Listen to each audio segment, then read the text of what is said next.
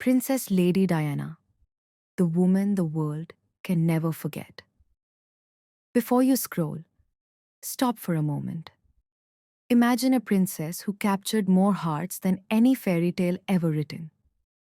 A woman born not into power, but into compassion, who walked through royal palaces yet felt the cold walls of loneliness.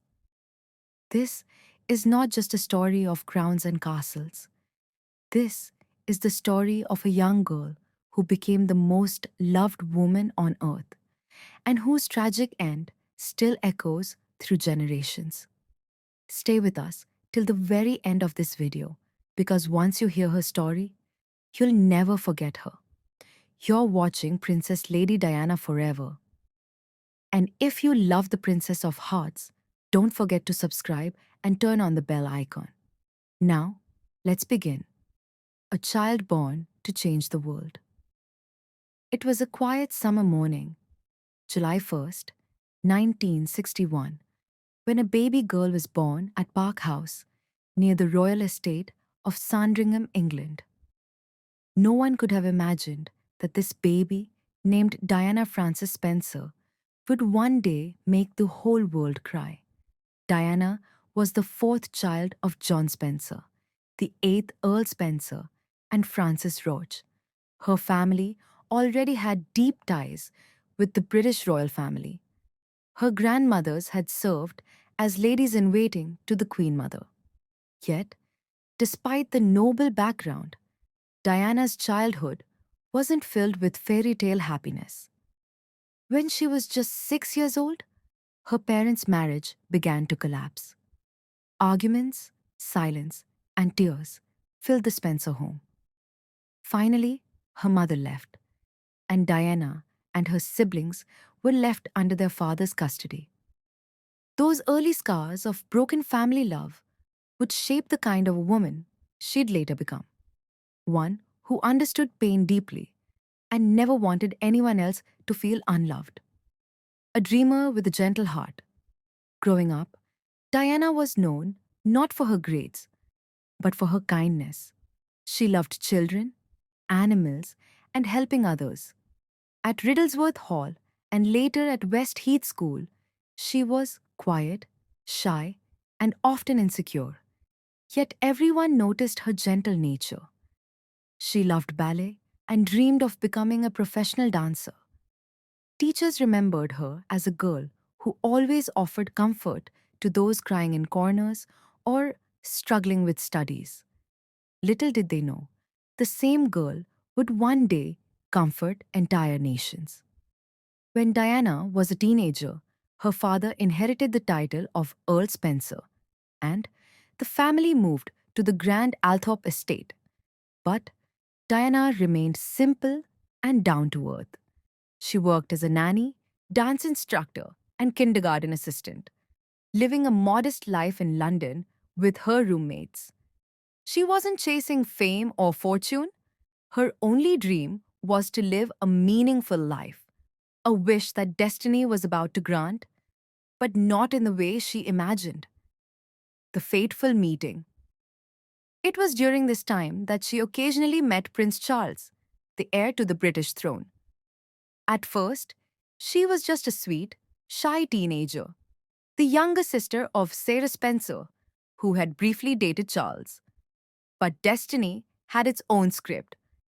In 1977, when Diana was 16, she met Charles again at a royal event. She later described it as a simple, almost ordinary moment, yet it would change her life forever. Charles found her innocence and kindness refreshing, far different from the world of formality he was used to. Soon, the media began to whisper, "Who is this shy young woman who has captured the prince's attention?" Diana's world was about to transform, from a quiet life in a London flat to the global spotlight of royal destiny. If you're enjoying this story so far, make sure to hit the like button and subscribe to Princess Lady Diana Forever, where we bring you the real stories behind the world's most beloved princess. The royal engagement and fairy tale wedding. By the late 1970s, the British media was obsessed with Prince Charles's love life. At 32 years old, he was the most eligible bachelor in the world, and the country was impatient to see him marry. In 1980, Charles and Diana met again at a friend's country weekend. She was just 19 years old, cheerful, innocent, and refreshingly unpretentious. Charles later said that her fun and laughter were what drew him in. She was unlike anyone else he knew. After a few private meetings and royal family dinners, Charles began to show interest. The press soon picked up on it, and Diana's life changed overnight. Paparazzi followed her everywhere, outside her apartment, her work, even when she went shopping. The shy young nursery teacher had suddenly become the most photographed woman in Britain. The proposal. In February 1981, Prince Charles proposed to Diana at Buckingham Palace. He didn't kneel. There were no roses, no candlelight. It was a quiet moment between two people living in completely different worlds. He asked her to be his wife. She said yes without a second thought, believing she had found love and destiny all in one. But when a reporter later asked Charles, "Are you in love?" he smiled awkwardly and said, "Whatever in love means." Those four words would haunt Diana for years to come. Still, the world only saw the magic, not the cracks. The engagement ring, a stunning 18-carat sapphire surrounded by 14 diamonds, became one of the most famous rings in history. The wedding of the century. On July 29, 1981, the world stopped to watch a fairy tale come alive. Over 750 million people across the globe tuned in to see Lady Diana Spencer walk down the aisle of St. Paul's Cathedral to marry Prince Charles. The streets of London overflowed with joy, flags, and flowers. Her wedding dress, designed by David and Elizabeth Emanuel, was pure magic. Ivory silk, puffed sleeves, antique lace, and a 25-foot train that glided like a dream behind her. As she stepped out of the golden carriage, the crowd gasped. She looked like an angel, but inside, Diana was trembling. Her life was about to change forever, yet deep inside, she felt something was not right. When she reached the altar, she accidentally called her groom Philip Charles Arthur George instead of Charles Philip Arthur George. It was a nervous slip, but symbolic of the chaos her future held. Despite it all, when she said, "I do," the crowd roared, bells rang, and the world welcomed Princess Diana, the new Princess of Wales. Everyone believed the royal family had finally found its fairy tale. The princess and the people from the first day, Diana was unlike any royal before her. She didn't follow the stiff traditions of the palace. She followed her heart. She bent down to talk to children, hugged patients in hospitals, and shook hands with those no one else dared to touch. She was called the People's Princess long before it became her title. Crowds would gather wherever she went, chanting her name. Her warmth, her smile, and her vulnerability made people feel connected to her, as if she was one of them. But inside the palace walls, things were far from perfect. She was adjusting to royal duties, learning protocols, attending endless formal events, and living under constant media pressure. She was only 20 years old, newly married, and already carrying the weight of the monarchy on her shoulders. Shadows behind the smile. As months passed, the fairy tale began to fade. Diana noticed that her husband's heart seemed divided. He was often distant, distracted, and sometimes cold. She soon discovered that he was still emotionally attached to Camilla Parker Bowles, a woman he had loved long before Diana. It was a devastating realization.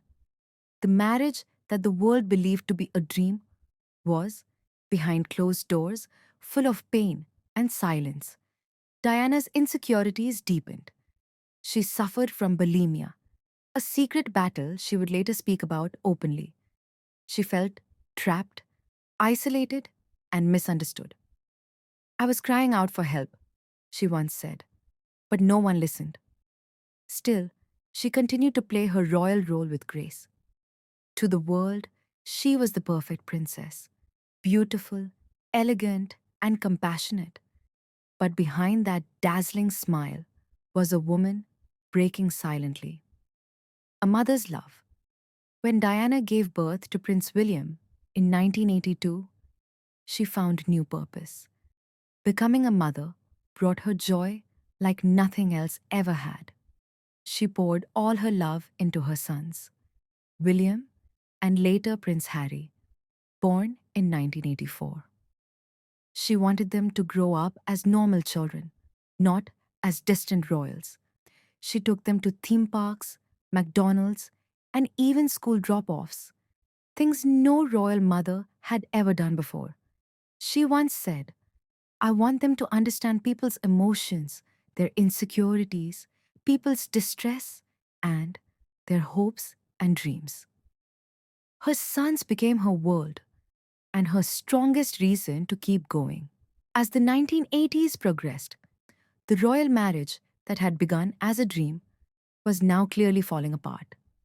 The tabloids, once obsessed with Diana's beauty, had begun to feed on her pain. Every expression, every tear, every silence became headlines. Behind the royal walls, Diana and Charles lived separate emotional lives. They appeared together for public duties, smiling for cameras, but those smiles were carefully rehearsed. Diana's diary entries and later interviews revealed how lonely she felt. There were three of us in this marriage, so it was a bit crowded, she famously said, a quiet storm in a single sentence. Her words shook the monarchy. For centuries, the royal family had lived behind a veil of silence. But Diana had broken that code by speaking her truth, even if it made the palace uncomfortable. By the early 1990s, Diana was no longer the shy girl who entered the palace. She had transformed into a confident, independent woman, elegant, emotional, and deeply human. She began attending events on her own, making her own speeches, and focusing on causes close to her heart.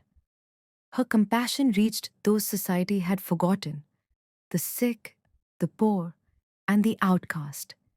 In 1987, she did something no royal had ever done. She shook hands with an AIDS patient without gloves during a time when people feared the disease as a curse. That one gesture changed global perception. It told the world that kindness was stronger than fear. She worked for homeless shelters, leprosy awareness, and children's hospitals. She didn't just cut ribbons, she sat with patients, listened to their stories, and comforted their pain. Everywhere she went, she left people crying, not because she was a princess, but because she was human. By 1992, the tension between Diana and Charles had become impossible to hide. The press exposed secret phone conversations, affairs, and emotional breakdowns. What was once Britain's royal dream now looked like a tragic soap opera played out on front pages. That same year, Prime Minister John Major announced their official separation. The palace tried to maintain dignity, but the world already knew the truth. The fairy tale had ended. Still, Diana continued her public work with grace. She attended charity events, smiled for the cameras, and focused on her children. But privately, she was healing, slowly rebuilding the pieces of her shattered confidence. In 1995, she made the boldest move of her life. an interview with BBC's Panorama, watched by over 22 million people. For the first time, a member of the royal family spoke openly about love.